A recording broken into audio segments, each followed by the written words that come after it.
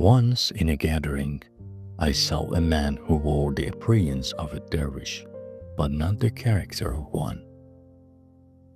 He sat among the people with a book of complaints open before him, pouring out grievances and speaking ill of the wealthy.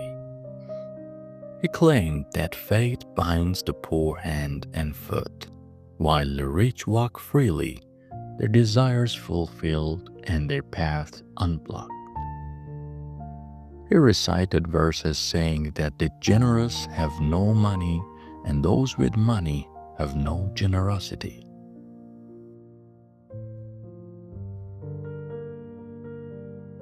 These words weighed heavy on me, for I myself had been raised through the kindness and care of great and wealthy people. I said to him, "My friend, the rich are the support of the poor, the savings of the secluded, the destination of travelers, the refuge of wanderers, the shelter of guests. They carry heavy burdens so others may live in ease. They do not eat until their dependents have eaten, and the leftovers of their generosity reach widows, elders, relatives, and neighbors. It is the wealthy who give charity and alms, who host guests and make vows." I continued, "Whether it is the power to give or the strength to worship, wealth makes both easier. Clean food strengthens devotion. Clean clothing supports prayer. What strength comes from an empty stomach? What generosity from an empty hand? How can weary feet walk far, and how can a hungry person do good? Peace does not walk with hunger, and focus cannot live in poverty. One person secures his dinner, another waits anxiously for it. How could these two be the same? The wealthy may have scattered wealth, but often they have gathered hearts. The poor, scattered in livelihood, are scattered in soul."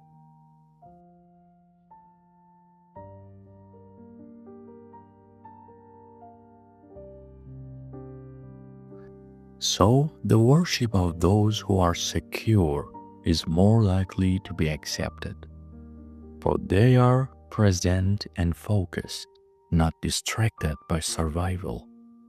They arrange their worldly needs, then turn calmly to devotion. It is said, "I seek refuge in God from crushing poverty," and also, poverty darkens the face in both worlds.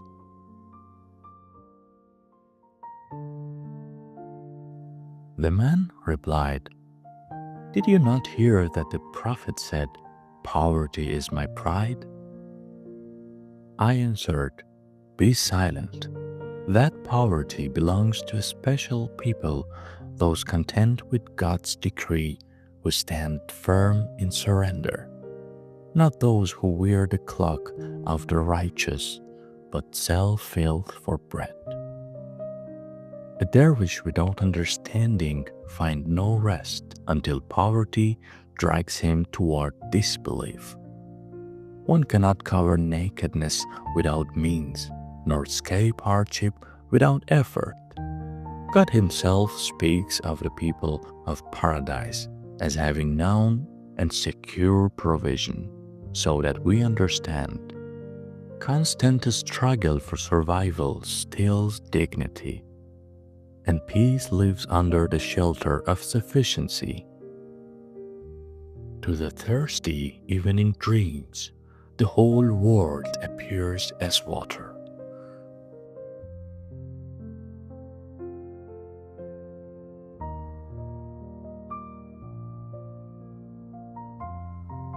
When I said all this, the dervish lost patience.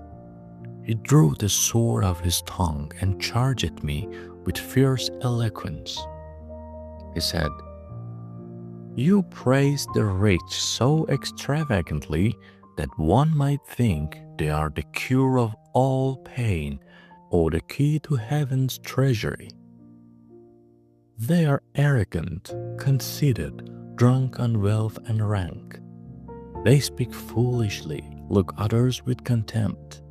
They mock scholars as beggars and brand the poor as worthless. They sit above everyone, blind to the sage's words.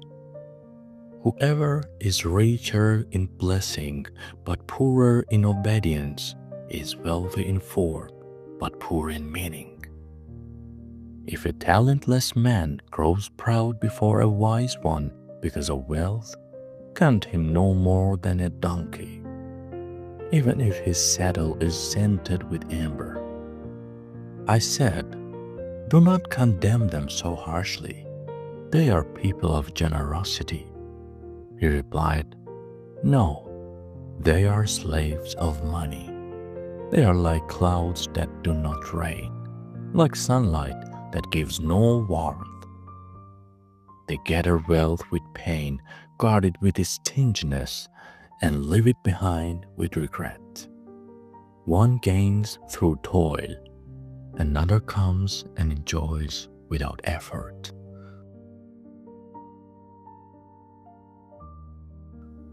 I answered, "You see stinginess only through the sickness of begging. The one who sets aside greed sees the generous and the miser as the same. The assayer knows gold, the beggar knows only who withholds it." He said, "I speak from experience. They block the doors with harsh guards and say, 'No one is home.' And indeed, where there is no wisdom or resolve, the doorkeeper speaks truth." I said, "They are exhausted by endless expectations and pleas. The eye of greed is never filled, as a well is never filled with dew."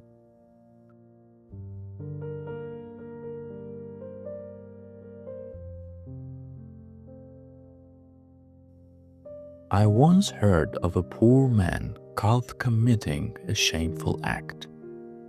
Though he was filled with disgrace, he also feared death. He cried out, "O Muslims, I have no means to marry and no strength to remain patient. What should I do?" Those crushed by hardship threw themselves into danger, lose fear of God, blur lawful and forbidden. Hunger weakens restraint. Poverty pulls the reins from pity's hands. Many honorable people have fallen into disgrace through want. If a wild dog finds meat, he does not ask whether it is lawful.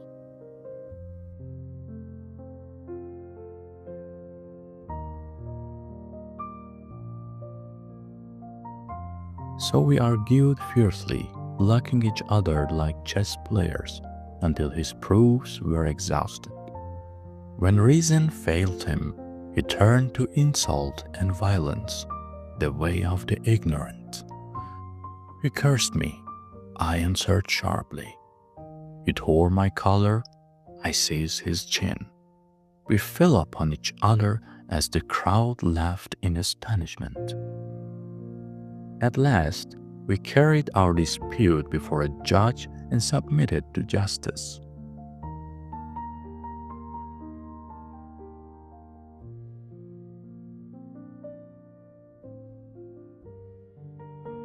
When the judge heard our arguments, he lowered his head into the pocket of top. After long reflection, he raised it and said, "Know this. Wherever there is a rose, there is a thorn.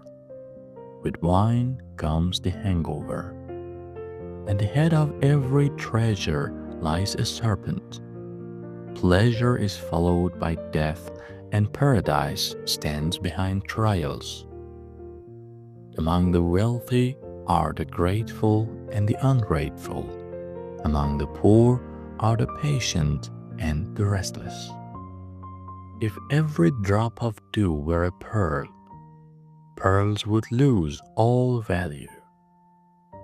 Then he said, those closest to God are the wealthy with dervish hearts, and the dervishes with wealthy resolve. The worst of the rich forget the poor, the best of the poor expect little from the rich. Whoever trusts in God, he is enough. He acknowledged that some wealthy are heedless and cruel, but also that others spread the table of blessing wide, seeking honor, knowledge, and the good of both worlds.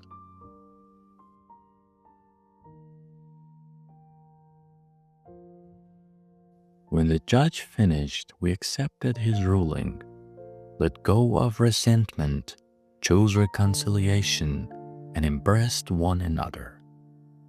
And the matter ended with these words: do not complain of the turning of the world, O dervish, for if you die in this very course, you are truly ill-fated. And you, O wealthy one, when both heart and hand are full, eat and give freely, for by generosity you gain both this world and the next.